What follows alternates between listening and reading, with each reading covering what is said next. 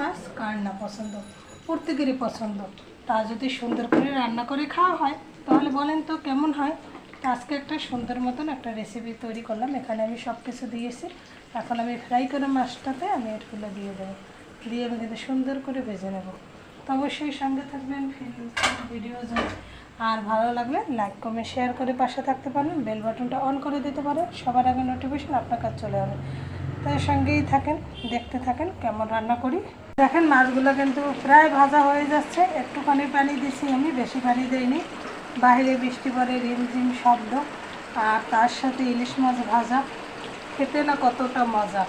তো অবশ্যই বুঝতে পারতে আছেন। তারপর ঝোলটা টানানো পর্যন্ত আমি অপেক্ষা করবো, সঙ্গেই থাকেন। দেখেন ফাইনালি মাছ ভাজা হয়ে গেছে, মাশাআল্লাহ অসাধারণ হয়েছে। আর তেলটা উপর দিক ভেসে উঠছে, দেখতেও সুন্দর লাগছে, মাশাআল্লাহ খেতেও ভালো লাগবে।